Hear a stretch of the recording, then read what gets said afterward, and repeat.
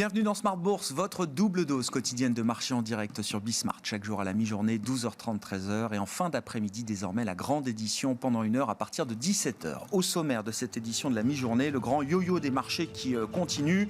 La volatilité est de retour et s'est installée depuis quelques semaines maintenant avec des alertes de plus en plus fréquentes sur les marchés, mais qui ne trouvent pas non plus de relais d'accélération à la baisse. On l'a vu encore hier à travers la séance de baisse, qui a été une baisse de plus de 2% à un moment, mais qui s'est terminée sur une baisse un peu moins marquée avec des rachats de fin de séance qui alimentent d'ailleurs le rebond aujourd'hui, puisqu'on voit une séance de reprise avec des indices en Europe qui gagnent plus de 1% à mi-séance. Un rebond général d'ailleurs qu'on a pu observer également en Asie ce matin avec la bourse de Hong Kong qui a repris plus de 3% sur fond de détente des prix de l'énergie, que ce soit le pétrole ou les prix du gaz naturel notamment, qui ont marqué un pic important hier et qui se détendent à la suite des déclarations de Vladimir Poutine qui promettait hier de stabiliser le marché mondial de l'énergie. Dans la reprise du jour sur les marchés, intéressant de noter le luxe qui a beaucoup baissé depuis 2 mois maintenant et qui reste assez loin des niveaux records qui ont été atteints à la mi-août. C'est une journée de reprise pour le secteur du luxe avec des analystes notamment qui restent positifs sur un titre comme Hermès. L'ensemble du secteur du luxe tire aujourd'hui le marché parisien. Vous aurez les infos clés dans un instant avec Alix Nguyen. On parlera de l'ambiance de marché avec nos invités dans un instant. Et puis parmi les bonnes nouvelles du moment, il faut le noter, le plafond de la dette aux États-Unis. Les États-Unis ne feront pas défaut le 18 octobre prochain puisque le dossier a été reporté à plus tard. En tout cas, c'est ce qui est en train de sans doute se mettre en place entre républicains et démocrates au Congrès. L'idée que, faute d'accord en vue pour le 18 octobre prochain, on va reporter techniquement l'échéance du plafond de la dette à la fin d'année, sans doute autour du mois de décembre. Attention, le problème ne sera que reporté, comme celui du financement fédéral du gouvernement américain. Ces sujets-là retrouveront donc un point d'attention en fin d'année prochaine, mais pour l'instant, c'est un élément plutôt perçu positivement par les investisseurs.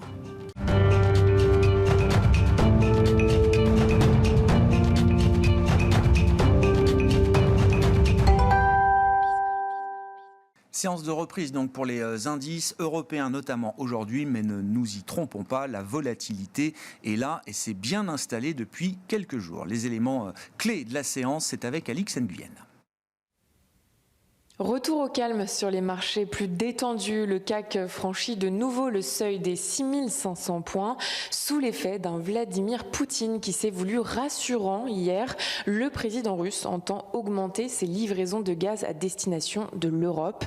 Rassurant aussi le report provisoire du risque de défaut des États-Unis sur leur dette. Wall Street reprenait des couleurs hier après la proposition de Mitch McConnell, le leader de la minorité républicaine au Sénat, quant à une suspension du plafond de la dette américaine jusqu'en décembre. Les démocrates se sont dit prêts à accepter l'offre et d'éviter ainsi une situation de défaut. Et puis un autre élément rassure, il s'agit de la perspective d'une rencontre virtuelle avant la fin de l'année entre Joe Biden et Xi Jinping. Une nouvelle annoncée hier à l'occasion d'une rencontre à Zurich entre des hauts responsables américains et chinois. La pression se relâche du côté des rendements obligataires. Les cours du pétrole marquent une pause après un plus haut de 3 ans. Les prix du gaz, qui bondissaient de près de 40% en séance hier, marquent eux aussi un temps d'arrêt.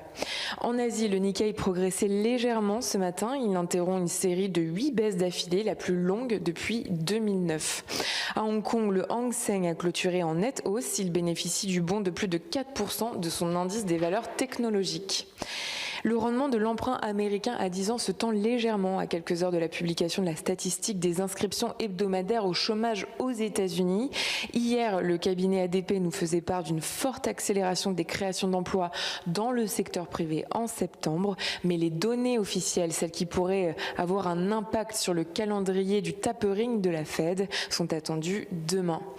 La BCE, de son côté, réfléchit à un nouveau programme d'achat d'actifs. Il viserait à empêcher de nouvelles perturbations perturbations sur les marchés au moment où le PEP s'achèvera. On termine avec quelques valeurs. La cotation de la compagnie minière Oplata, alors suspendue depuis vendredi, a repris ce matin en forte baisse de près de 25%. Pour rappel, une décision judiciaire contraint la société à mettre à l'arrêt son outil industriel en Guyane française. Royal Dutch Shell anticipe un impact négatif de l'ordre de 400 millions de dollars sur ses bénéfices au troisième trimestre. Le groupe fait les frais de dégâts causés par le passage de l'ouragan Ida en août dernier dans le golfe du Mexique. Le pétrolier a par ailleurs signalé que la flambée des prix du gaz naturel et de l'électricité renforcerait sa trésorerie au troisième trimestre. Alix Nguyen avec nous chaque jour pour Tendance mon ami à 12h30 et 17h dans Smart Bourse sur Bismart.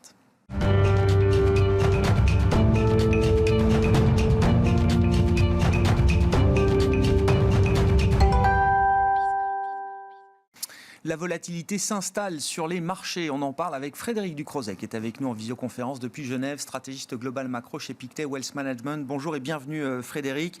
On constate effectivement depuis un mois maintenant que l'ambiance est plus chaotique sur les marchés actions, notamment avec des alertes de plus en plus fréquentes, des séances à moins 2% sur nos grands indices de marchés développés. Qu'est-ce que cette situation signale selon vous Frédéric ?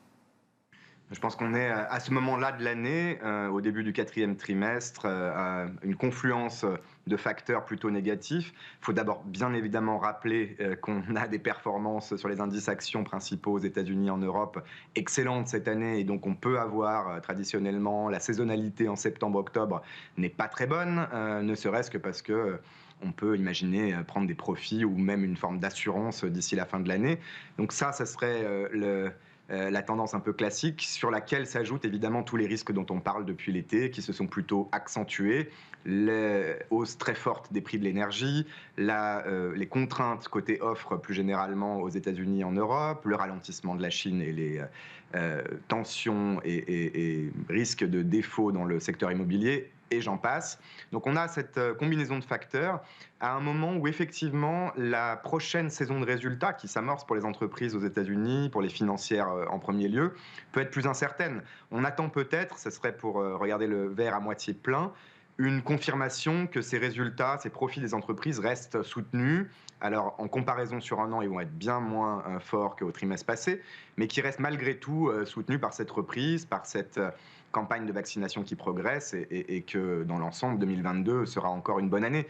On est dans cette phase d'incertitude et sur l'inflation en particulier, je crois qu'on est même dans le brouillard total pour savoir jusqu'où et pendant combien de temps et jusqu'à quel niveau l'inflation peut se révéler persistante. Et donc on peut imaginer, Frédéric, regardons le verre à moitié plein, effectivement, on voit des alertes plus fréquentes sur les marchés, mais je le disais en introduction, on ne voit pas non plus de grande accélération à la baisse. On n'a pas non plus des corrections de 10% par exemple pour l'instant sur les indices majeurs. Est-ce qu'il faut comprendre justement que les investisseurs hésitent à repricer ou à intégrer un scénario macro beaucoup plus difficile que prévu peut-être l'an prochain? On n'en est pas encore là. Absolument, parce qu'on a même plutôt des bonnes nouvelles et d'une certaine manière, au-delà de l'énergie, des secteurs plus cycliques qui peuvent surperformer et qui sont plutôt cohérents avec l'idée d'une croissance qui continue l'année prochaine. Le consommateur américain reste dans des conditions plutôt favorables, le marché de l'emploi continue de s'améliorer, il n'y a pas de raison de changer ce scénario de façon, j'allais dire, structurelle. Mais on a effectivement, après une année et une performance des indices boursiers même plutôt très impressionnante jusque-là, cette hésitation.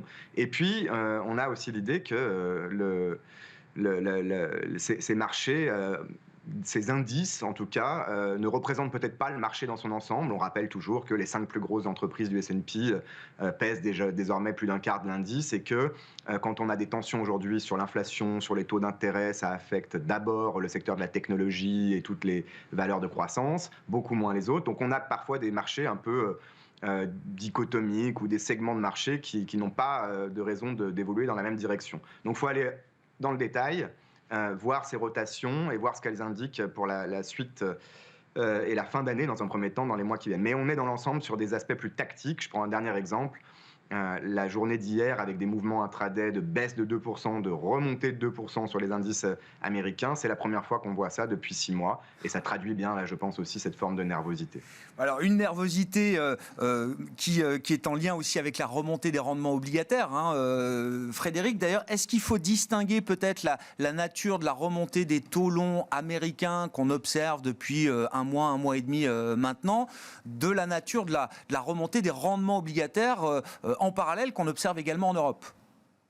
Oui, il y a une forme, alors c'est peut-être un petit peu tôt pour l'extrapoler, mais il y a une forme de divergence à nouveau, de meilleure tenue dans l'ensemble des taux européens. Les spreads périphériques aujourd'hui qui se resserrent, notamment dans l'espoir que la BCE vienne à nouveau en soutien de ces pays l'année prochaine, au moment où la Fed, quoi qu'il arrive, j'allais dire, en tout cas, sauf énorme surprise, se dirige toujours vers un tapering, une réduction du QE, et avec un débat sur le timing de la hausse de taux. Donc il y a des raisons fondamentales pour que cette divergence se poursuive. On est malgré tout sur des niveaux encore tout à fait supportables. On sent même d'ailleurs qu'au-delà de 50% sur le 10 ans américain, il y a quand même toujours une forme de résistance, et ne serait-ce que parce que ce niveau de 1,50% reste attractif pour des investisseurs non américains, même une fois couvert le risque de change. Effectivement, c'est le niveau sur lequel on se stabilise aujourd'hui pour le 10 ans américain. Vous avez évoqué la BCE d'un mot, Frédéric. Alors ça fait partie de votre job d'ECB Watcher et de stratégiste d'évaluer la pertinence des ballons d'essai qui sont régulièrement envoyés par les banquiers centraux, en l'occurrence ceux de la Banque Centrale Européenne. Bravo aux équipes de Bloomberg qui ont décroché le scoop pour cette fois. L'idée, c'est de savoir évidemment ce qui va se passer après le programme d'achat d'urgence pandémique qui doit être terminé normalement en mars 2022. On comprend que la BCE réfléchit, entre autres, à l'idée d'un nouveau programme. On n'est jamais à court d'acronymes, j'imagine, à Francfort. Donc un programme qui viendrait remplacer le PEP et qui viendrait en complément du programme d'achat d'actifs traditionnel qu'on appelle l'APP, qui, lui, est toujours en activité, bien sûr. Oui, et on a 2 mois jusqu'à la réunion du 16 décembre. 2 mois, c'est long. À mon avis, de façon très simple, les débats ne font que commencer à la BCE et le Conseil des gouverneurs n'a pour l'instant aucune idée précise des plans qui pourraient effectivement être mis en œuvre à la fin du PEPP, à supposer qu'ils finissent effectivement en mars 2022 comme prévu. Tout est possible. On peut imaginer une augmentation de l'APP, c'est plutôt le consensus, donc une augmentation du QE normal, entre guillemets, de 20 à 30 ou 40 milliards par mois. On peut effectivement imaginer une enveloppe supplémentaire, c'est l'idée de ce ballon d'essai publié par Bloomberg, qui viendrait en complément, mais qui ne serait pas cette fois réparti selon les clés de répartition au capital, donc qui serait plus une forme de yield curve control, de contrôle vraiment d'un écartement des spreads, et à mon sens, qui me semble beaucoup plus difficile politiquement à accepter, mais aussi légalement, parce qu'on a eu entre-temps quand même plusieurs jugements de la Cour de justice européenne. Donc tout ça n'est que le début, à mon avis, d'un long débat qui va se poursuivre jusqu'en décembre. Et d'une manière ou d'une autre, la BCE devra effectivement venir avec une forme de soutien, un nouveau programme ou un programme aménagé qui permette d'éviter de manière préventive tout écartement des spreads, toute remontée des taux trop importante, trop rapide, si effectivement c'est le risque qu'on voit aux États-Unis. Et dans tous les cas, la BCE a probablement beaucoup plus de temps avant d'imaginer un réel resserrement de la politique monétaire. Il faut rappeler que son nouvel objectif de 2% symétrique d'inflation est loin d'être atteint, puisque sa prévision de long terme est aujourd'hui de 1,5%. Donc ça lui laisse quand même du temps, non seulement pour mettre en place ces nouveaux programmes, mais peut-être pour les ajuster, les recalibrer ensuite à l'avenir en fonction de l'évolution justement des données d'inflation. Merci beaucoup Frédéric, merci pour vos remarques du jour et vos commentaires sur la situation de marché, entre autres. Frédéric Ducrozet avec nous en duplex depuis Genève, stratégiste global macro chez Pictet Wealth Management.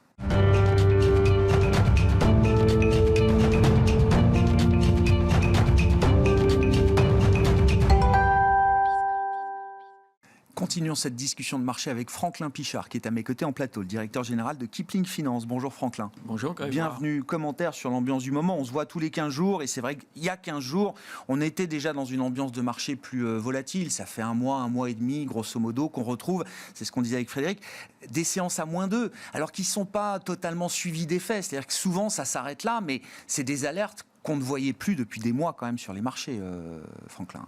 Oui, c'est vrai, et on l'évoquait il y a une quinzaine de jours. On remarquait que les niveaux de marché étaient ceux du mois de juin.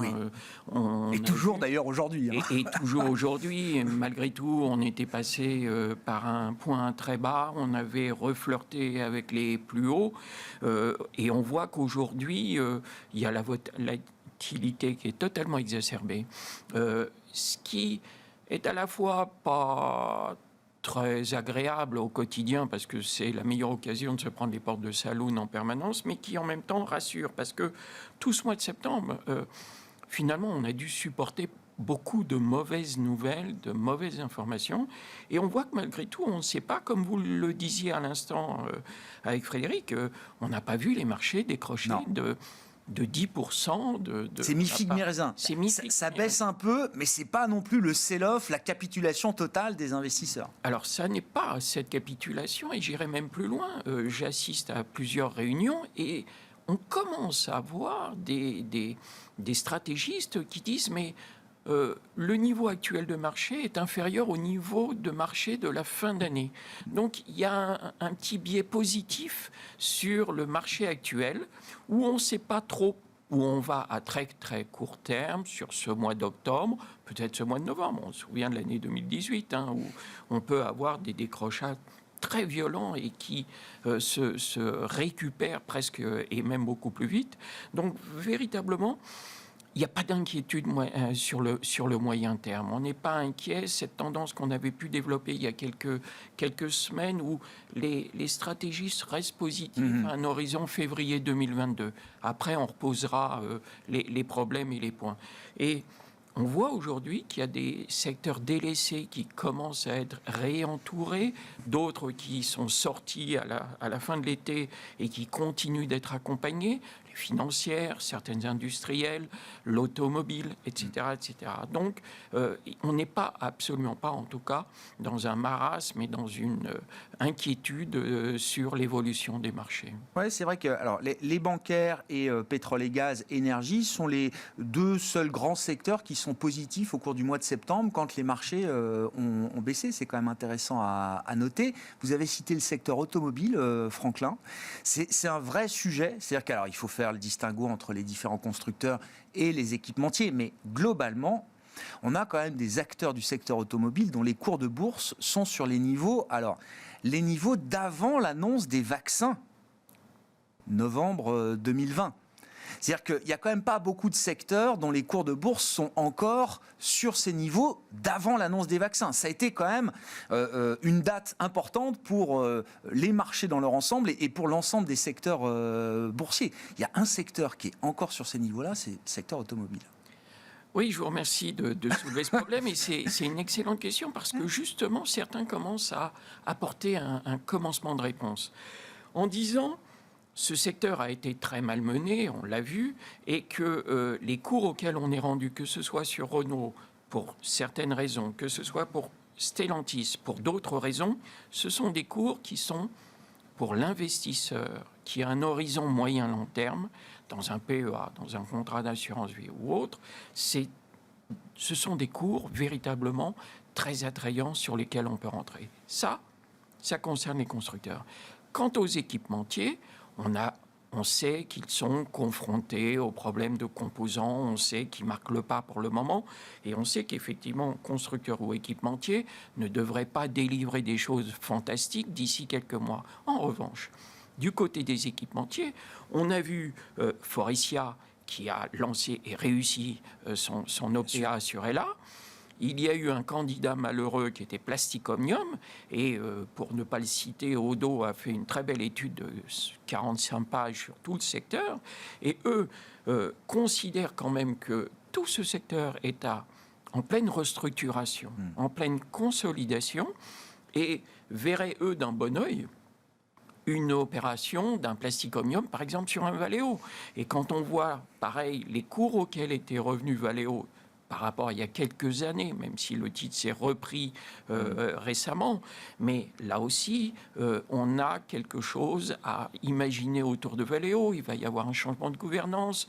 Le patron de Valeo a été un industriel hors pair et exceptionnel, qui a été un visionnaire, mais à chaque fois qu'il y avait une publication, le titre perdait 10%. C'était pas un communicant. Non, il y a un problème de communication financière, plus que de positionnement stratégique. Exactement, parce qu'ils ont coché toutes les cases du point de vue industriel, mais le cours de Valeo, il est quand même très très bas et a des cours intéressants. Si en plus on pouvait avoir quelque chose qui s'opère dans la consolidation du secteur, ça donne envie de revenir un peu sur du Valeo, par exemple. Ça paraît naturel ou effectivement l'opération de Faurecia sur Ella, qui est vraiment une acquisition structurante pour Faurecia, c'est peut-être le début d'une consolidation un peu plus importante encore dans ce secteur des équipementiers automobiles. Oui, c'était pas la J'ai pas lu la note dodo, mais visiblement ça a l'air assez documenté comme idée. Oui, c'est ce que vous dites. Documenté, mais c'est ça, surtout, c'est une tendance de fond. On la voit émerger et s'accélérer en ce moment,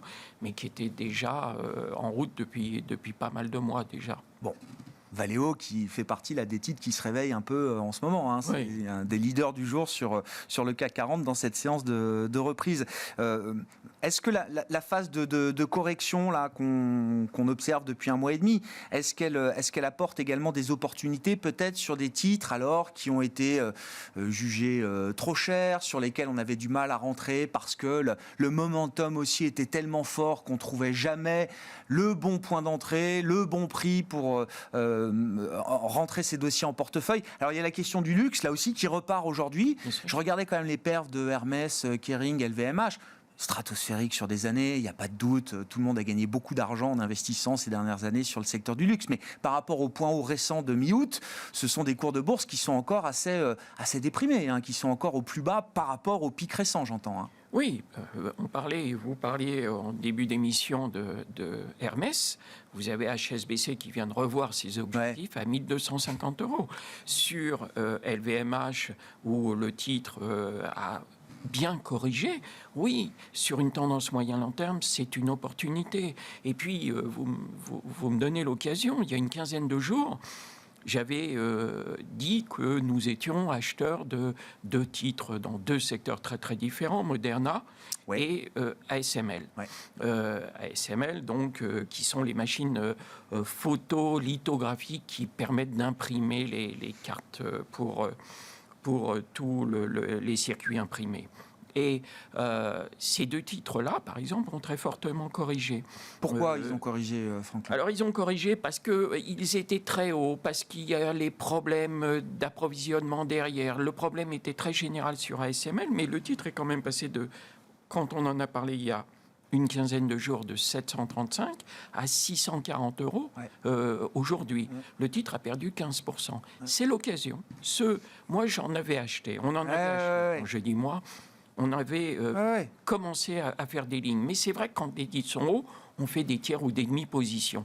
On renforce. On vient compléter les lignes ASML. Si des épargnants, des investisseurs n'en ont pas, oui, là, ce sont des opportunités. Pour répondre à votre question, ASML qui vient de perdre une centaine d'euros, c'est une opportunité pour revenir dessus. Vous dites que c'est une mécanique de marché qui fait que le titre et un peu moins sur le devant de la scène dans une période plus turbulente avec des taux qui remontent en plus, il faut le dire, ça pèse sur les valorisations de ce genre de société. Mais vous dites qu'il n'y a aucune remise en cause de la trajectoire, des objectifs de croissance et des objectifs de prix d'ailleurs peut-être qu'on peut avoir pour un titre comme ASML. Tout à fait. Et sur Moderna, c'est la même chose. Le titre, quand on en a parlé, valait 450 $. Il est tombé à 301 $ aujourd'hui.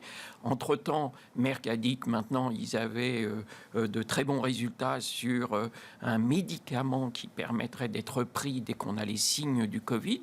Et donc, Moderna et tous les autres grands acteurs du secteur se sont écroulés en bourse. Mais Moderna, Pfizer et autres, ce n'est pas que le Covid. Un titre comme Moderna qui perd 150 $ en l'espace de 15 jours, c'est une occasion, là encore, de revenir sur le titre qui était effectivement un peu haut, qui avait un petit peu corrigé même à 450. Et on revient sur ces titres-là. Ce sont des opportunités de marché. Et puis, vous savez, on parle des algorithmes. On croit tous, beaucoup en tout cas, imaginent que les algorithmes sont des modèles mathématiques qui permettent uniquement, à partir de calculs très savants, de faire acheter ou vendre un titre. Mais dans ces algorithmes, on rentre des mots aussi. Bien sûr. Et dans ces mots, Oui. quand il y a une accumulation de mots négatifs autour d'un secteur ou d'une valeur, les automates déclenchent des ordres de vente sur cette valeur. Et c'est ça aussi qu'on remet. On analyse le news flow sur une valeur, les algorithmes analysent le news flow qu'il y a autour d'une valeur, avec une sélection de mots-clés un peu types qui permettent justement derrière à l'algo de prendre des décisions d'achat ou de vente. De vente. Et on a eu l'exemple encore il y a 2 jours avec Orpea, sur lequel le titre est passé de 99 à 89 avant-hier. Il y a eu une information selon laquelle il y avait une enquête sur une fraude fiscale. Il se trouve que la fraude, elle n'était pas du camp d'Orpea, elle était du côté de celui qui leur a vendu une clinique. D'accord. Le titre, et immédiatement le titre, ça s'est su avec un communiqué en cours de séance. Le titre est remonté de 89 à 94. Il est autour de 94-95 aujourd'hui. Mais les algorithmes ont utilisé toute cette mosaïque et cette poussière d'informations négatives pour enclencher un mouvement de vente. Une fois que le titre était très bas, ils se sont rendus compte que la valeur n'était pas chère par rapport au secteur malgré tout. Les automates ont fait le travail inverse et sont repassés acheteurs sur le titre. Et le titre a regagné la moitié de ce qu'il avait perdu en cours de séance. Donc ça aussi... La leçon, c'est qu'il ne faut pas regarder trop souvent le marché non plus, d'une certaine manière. Il faut parfois prendre un peu de recul. C'est vrai.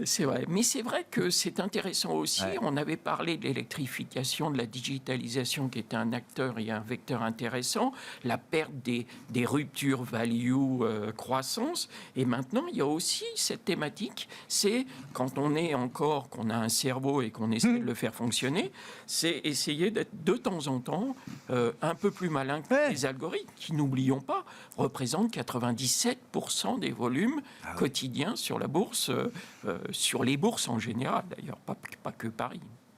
Bon, et puis il y a peut-être un petit mot sur les bancaires. Je disais, à travers le mois de septembre, c'est un des seuls secteurs qui s'en sort positivement, avec l'énergie, pétrole et gaz. Est-ce qu'il est encore temps d'acheter des bancaires aujourd'hui ? Est-ce qu'on peut avoir un nouveau tour de piste peut-être pour ce secteur si mal aimé depuis plus de 10 ans maintenant ?